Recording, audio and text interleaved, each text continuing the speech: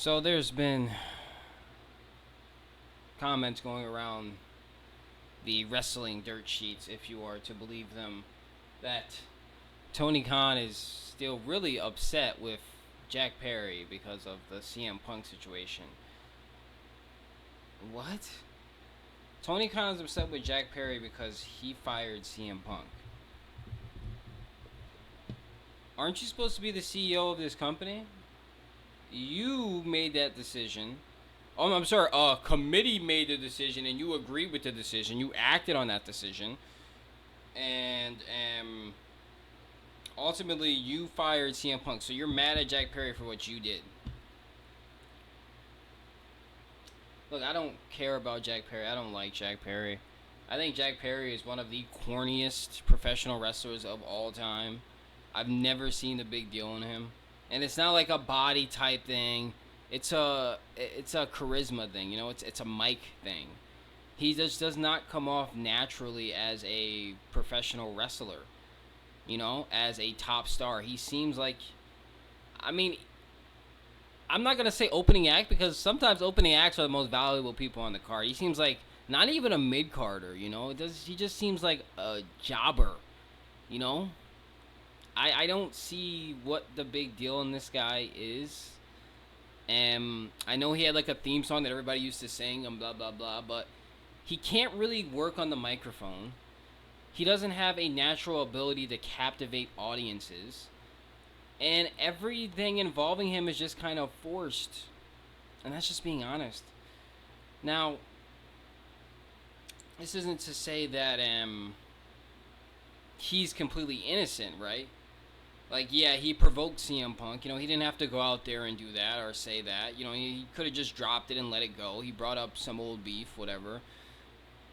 But at the end of the minute, the buck stops with Tony Khan. Tony Khan could have just easily said, "Oh, I don't want to fire CM Punk then. I don't want. This was a little backstage scuffle. Jack Perry got his ass kicked. Let's move on." Not what happened though, is it? He decided based off of a committee, which it's two different stories. So his life was in danger, but also it was a committee that ultimately drove his decision. So was your life in danger? You're saying if your life was in danger, that is less of a reason to fire someone than a committee saying to fire them? I'm confused about the whole situation anyway. But at the end of the minute, it's not Jack Perry's fault. It's Tony Khan's fault that he lost CM Punk. Because this all goes back to the Adam Page stuff, right? And the dirt sheets talking about the Colt Cabana thing. Tony Khan could have put a nip in that bud as soon as he did. Now, here's what happened with the Colt Cabana thing, right? Here's what happened. Colt Cabana's contract was up, right? And Tony Khan was going to let him go. But people got it in their head that, CM Punk arrived and Punk and Colt Cabana have beef, so, it's so what a coincidence that around this time his contract is up and Tony's not going to renew it, blah, blah, blah.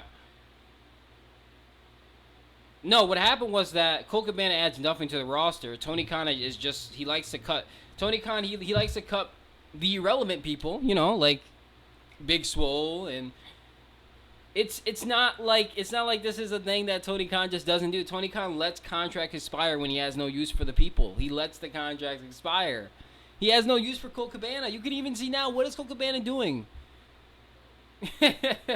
He's not prominent figure on AEW television, and he wasn't a prominent figure on AEW television when CM Punk came.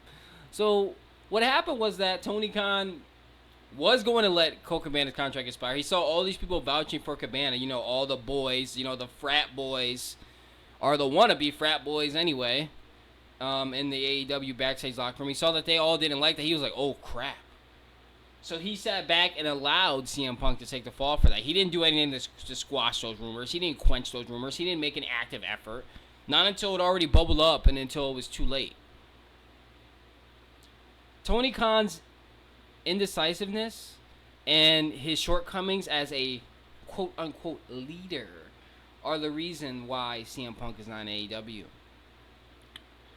You can see there's clear differences as to how Tony Khan leads and how the people in the other company, WWE, lead. There's a decisiveness. If there is a rumor like that in WWE, WWE's going to get right onto squashing it. You're going to see Triple H up there at the press conference getting right onto squashing it. Right onto it. But in AEW, it's like a guy's reputation, his name is getting smeared. Now half the locker room thinks he's a piece of crap, and the owner is just, I guess he doesn't care. And then when push comes to shove, when things boil up and it explodes, now it's like, oh man, geez, maybe I should have done something, you know? He can sit up there on Busted Open Radio or whatever he goes on and talk about how exciting things are. Oh, it's going to be an exciting match, an exciting night, an exciting card, an exciting month, an exciting year for AEW. But when it comes to protecting the reputation of his top star, that's like, I guess that's asking too much of this little weirdo.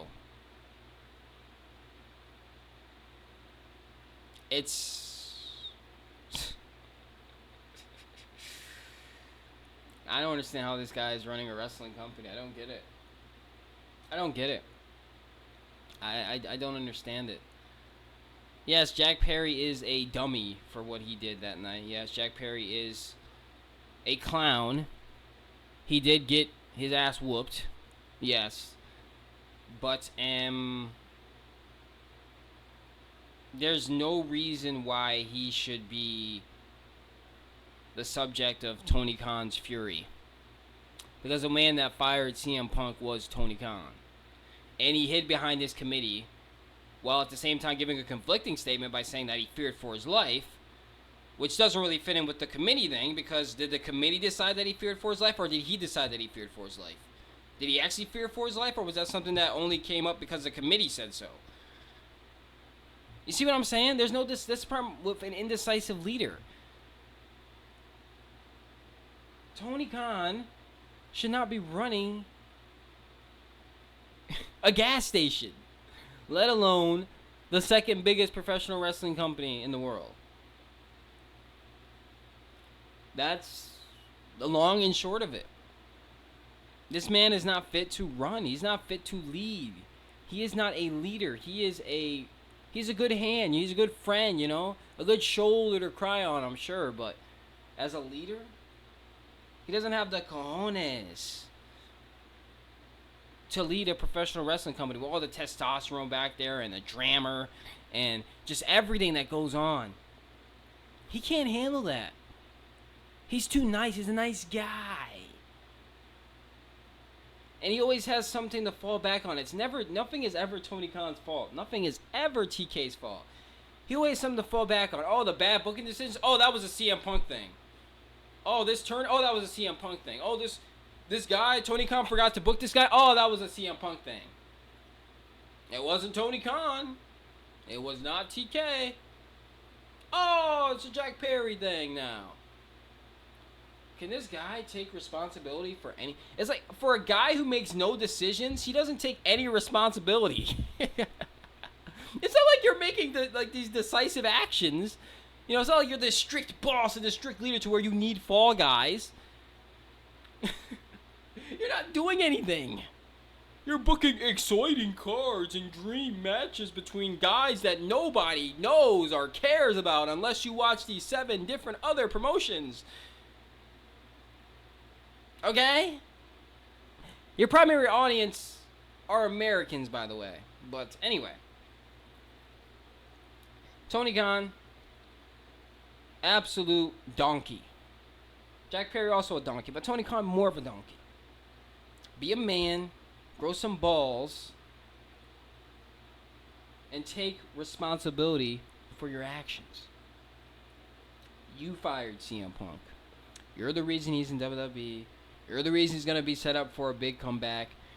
You are the reason why your promotion is failing. You're also the reason Cody is in WWE, and Cody's where he's at. So, when you're done jerking yourself and Bryan Danielson off, I want to get the fog out your eyes and realize that you are a terrible, terrible promoter.